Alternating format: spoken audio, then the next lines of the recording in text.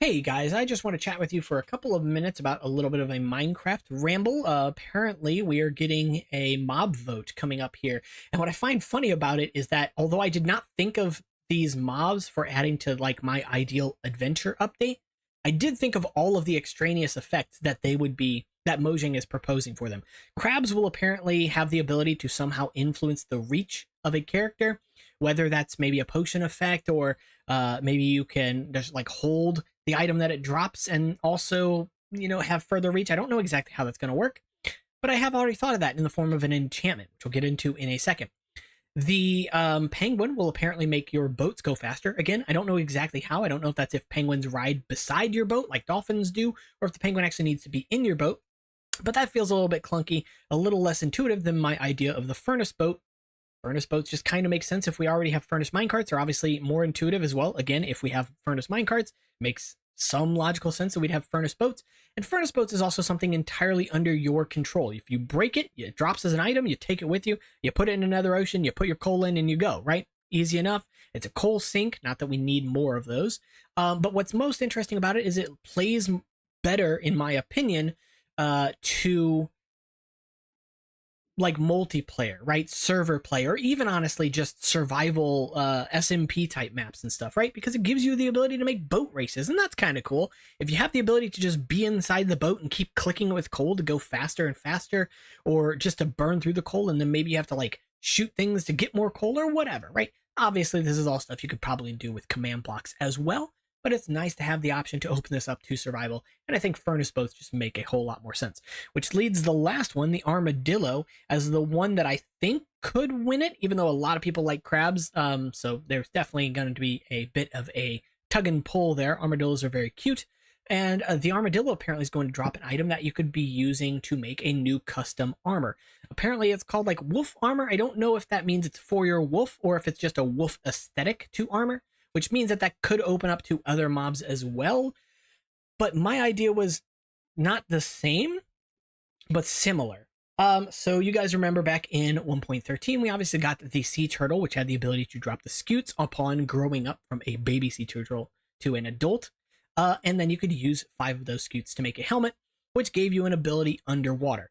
I had the exact idea, but with deer. Deer are a mob that I would love to see added to the game. I think they are a popular request amongst the Minecraft community. And although they are somewhat of a niche mob and also kind of similar to cows in some ways, to goats in some ways, I do think that they have some benefits to themselves outside of just the atmosphere that they bring to the game. And I think that they are more fall-like than cows or goats tend to be. And part of my idea for my sort of ideal adventure mod is adding not seasons to the game, but seasonal biomes, and deer would really help to boost that.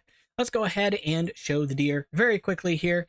The way that we are going to basically be looking at this, and I know I'm just kind of holding a magnifying cursor, is that deer would basically be adults or babies, as any mob in the game.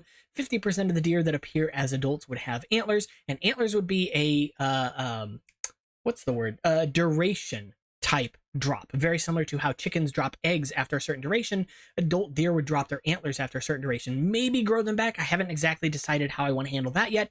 But the idea is that you could breed any 2 deer, it doesn't matter if they have antlers or not, with corn. Corn would be found in prairie biomes, which would be a brand new biome. It's also not the only plant that you would find there that's exclusive to that biome, but obviously corn is it would be the only place to find corn at the very least, right? So you breed 2 of them together, you get a baby deer. When the baby deer grows up, maybe it grows in stages similar to how horses grow in, I think at least Bedrock, but maybe, I don't know if Java does that too. Anyway, but when the baby deers grow up, then they would be able to grow the antlers, drop the antlers, and the cycle repeats, right? Upon killing the deer, upon the deer's death, it has the chance of dropping pelts as an item. It has a chance of dropping horns as an item, antlers. I don't know why I thought of horns. And it has the ability to drop venison. Venison you can cook into venison, self-explanatory. Pelts, you combine 2 of them to make leather. You could combine them in a certain recipe, which I haven't exactly set on just yet, to make the backpack, which we'll talk about. You could combine them to make the atlas, which is a really cool item. Again, we'll talk about. And you can combine them to make the hunter's helmet or hunter's headdress.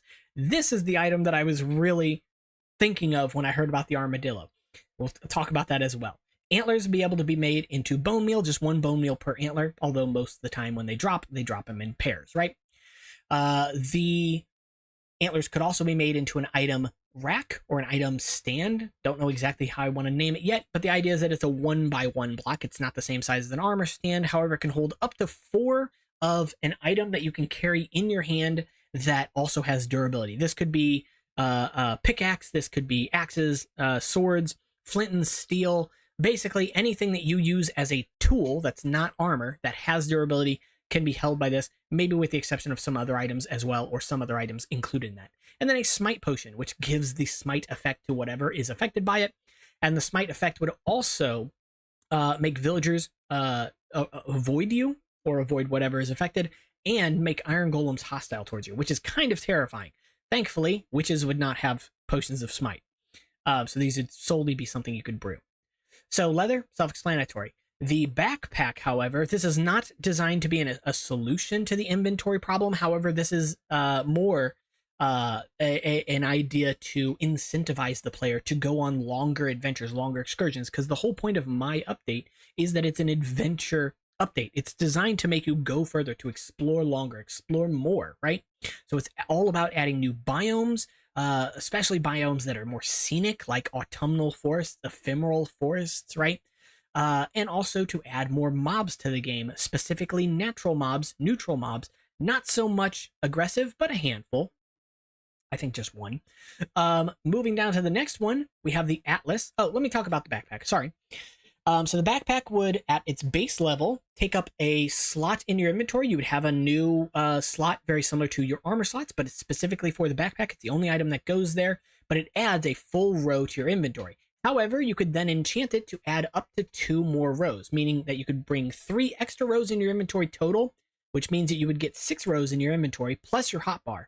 That's 7 rows total. That's a lot. That almost doubles your entire inventory. On top of that, it would give you the ability to quick swap your hotbar. The way this would work is that if I wanted to select item number 1 in my hotbar, I usually press the number 1 on my keyboard or scroll the wheel. However, if I wanted to swap that item, I press and hold the number 1 and then scroll the wheel up and down. And now I'd be able to swap my hotbar item with any item that is in the backpack first row of any of the 3, or first column, I mean, of any of the 3 rows in my backpack, right? So if the backpack is fully enchanted, that gives me up to 4 items in my number 1 slot hotbar. When I let go of the 1 button on my keyboard, then it closes out that, quick swap menu, and I never had to open my inventory to do it. And because this is something I can influence by moving items around, it allows me to just really beef up the size of my hotbar greatly, right? Even if it's just 1 row, it doubles the size of my hotbar, and that's pretty cool. The way that the Atlas would work is this is basically my version of a vanilla-friendly minimap. However, it does require a second item to be used as a minimap, which we'll get into. The Atlas on its own is basically storage for map items. So any maps that you have, used in the world or whatever, you can put them in the Atlas, very similar to how the bundle works. And then each page is its own map. Then when you look at it, you can basically see the 2 pages at any one time. So you're seeing 2 maps at any one time. But if you wear a new item, which is another thing I'd be adding to my update, called a profession hat, this one specifically, the cartographer's hat, it would allow you to open up an overlay of a mini map. That would be something you could toggle on and off in your menu, of course, and then toggle the size of it or whatever. This still just functions like a regular map. Maybe it would also show you the coordinates as well, and it could also display the names of any banners that you've marked on your map. But that's basically it. No waypoints, nothing like that. It doesn't function in any way other than a map, except for maybe the coordinates, because that allows you to access coordinates in survival Minecraft without the F3 menu open, and it could tell you the biome or whatever if you want. And this is all stuff you could toggle in your inventory or in your menu, right? However, the cartographer's hat is just one of a handful. In fact, every profession in the game would get its own hat. Most of these are purely aesthetic. They don't have any armor value. They don't have any durability, and you get them as master trades from villagers, right? So in this case, the cartographer's hat would be acquired from the cartographer as a master level trade. Some of the hats, however, would have side benefits, like in this case, cartographer's hat, allowing you to open up the minimap. The farmer's hat would actually be used with a new kind of golem called the scarecrow, which has to do with farming. The miner's hat, which would be a brand new profession. I'll get into that in probably a separate video. That would give you the dynamic lighting effect. It doesn't actually change the local light level, so mobs could still appear, but it just lights up the area around the player so long as they have maybe a torch in their inventory. Just like how the cartographer's hat only works if you have an atlas in your inventory that has maps in it, and can also expose only the amount of maps that you have, so you can't keep going forever, and the atlas won't keep exposing forever. Anyway, moving on from that, we'll get into cartographer's hat, like I said, in its own video because it's a longer topic.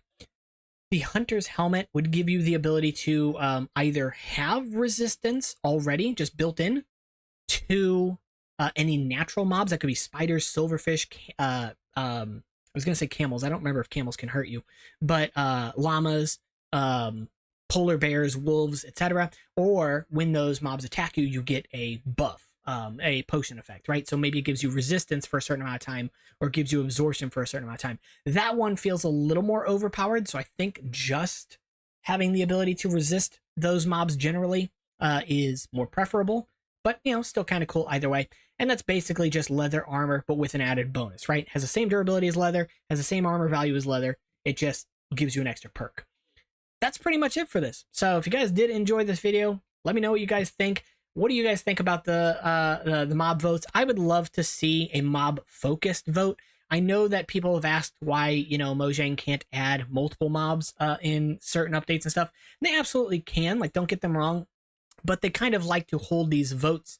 Maybe, I don't know the reason why they do it. But I would love to see a update that is more focused on the ability to just explore the surface of the world, right? Not so much about the caves, not so much about the cliffs, not so much about the nether or the end, but specifically about just going to biomes that take your breath away, right? And cliffs can do that, but something like an autumnal forest with super tall trees and falling leaves and stuff like would be gorgeous. It's something we don't have in the game currently that's very popular in mods, and having a biome specifically built around that, I think would be an absolute win, right? And the same thing for the ephemeral forest or springtime forest as well. Having something that feels more seasonal in the game would really just lend to taking your breath away, because currently Minecraft basically has 2 seasons, and it depends on the biome you're in. It's either winter all the time or it's summer all the time, right? But if you had spring biomes where maybe it rains more often in those biomes, and we could address how rain works in the game, or if you had fall type biomes where like leaf colors are actually different because like how the grass color and leaf color and watercolor works would be changed or something. Like, that's all really cool stuff, and I would love to see it. So that's pretty much it for me. As always, my link's in the description below. Again, make sure to subscribe if it does help, and I'll see you all in the next one. Take care.